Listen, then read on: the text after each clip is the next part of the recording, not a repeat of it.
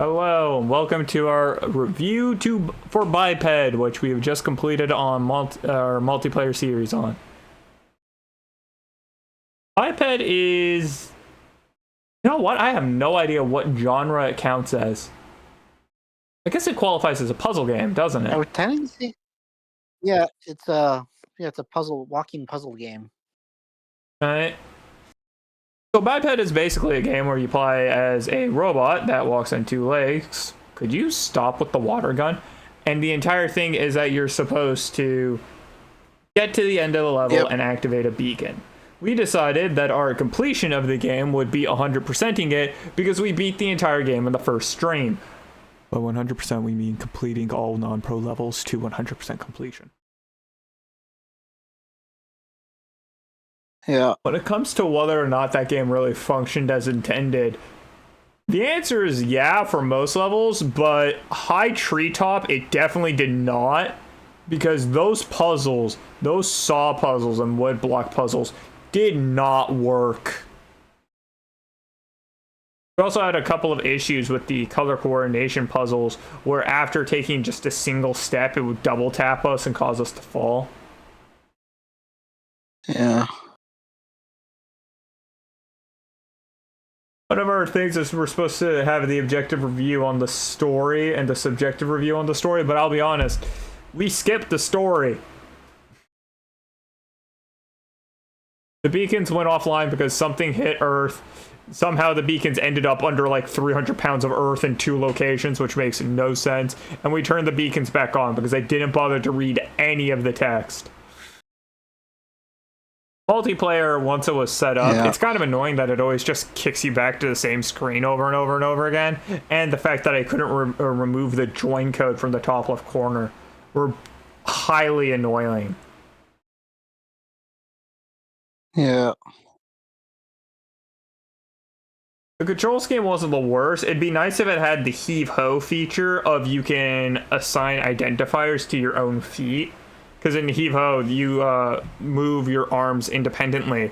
And so if you get your left and right arm confused, they have gloves that tell you which hand is which and color coordinate them. Which would have been really nice for Mellon, who kept getting his legs confused. Yep. Oh no, it's not like the design of that game was bad. I think the bigger thing was our communication or lack of it. Because you basically never explained anything you were ever doing, and I just gave up on trying to talk to you, and just instead learned how to full send with you remaining silent. Although we did find some pretty stupid workarounds to some of the puzzles. Like, instead of going at the same time during leg puzzles where we would I would step, you'd step, I'd step, you'd step, we would instead have one of us just stand on the side and just tap it over and over and over again. So the person, it made the most sense for safety. Right? Yeah, I guess there's not really a whole lot to say. I don't know if that game was worth the price. I don't even remember what it costs. It's definitely an intriguing co-op game, and a very infuriating one depending on the quality of your controller. Because my controller was not up to snuff for that game, and it caused issues on some levels. And then there was also just like, and this wasn't the game, and I can confirm that now, that was not the game. Mellon actually just legs like that. Yeah.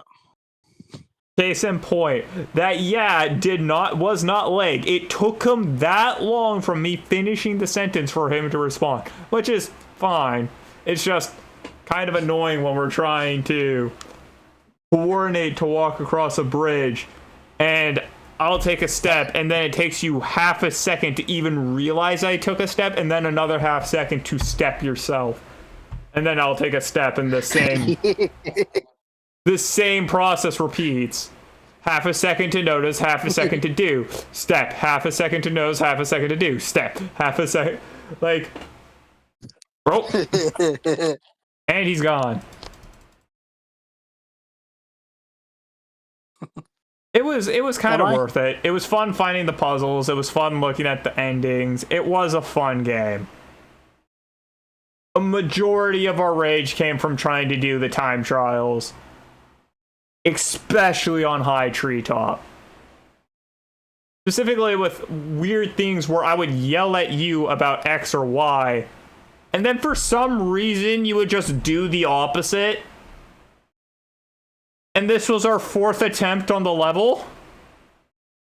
Yeah, that's Biped in a nutshell.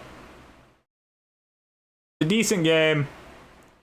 It would have been nice if it had coordination buttons.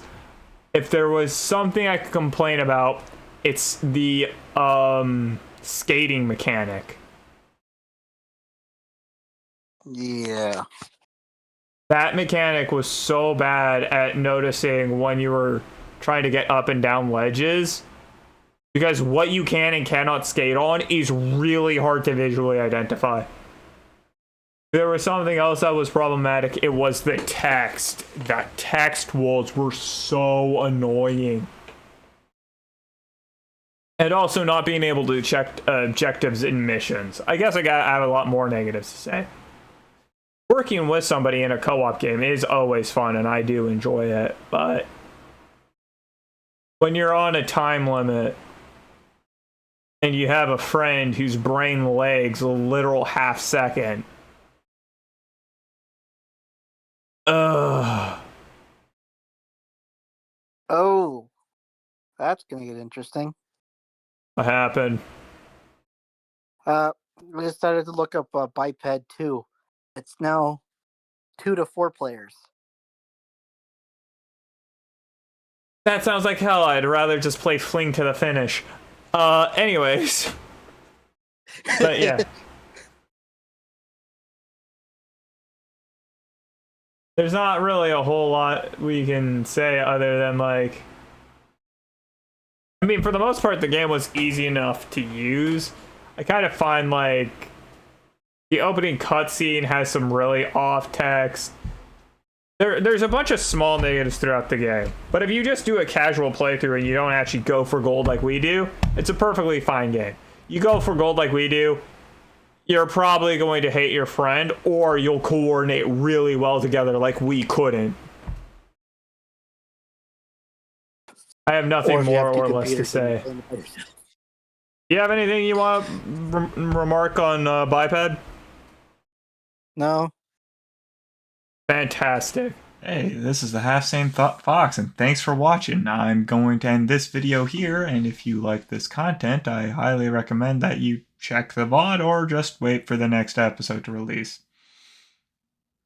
And maybe click on one of the end screen cards once those finally show up.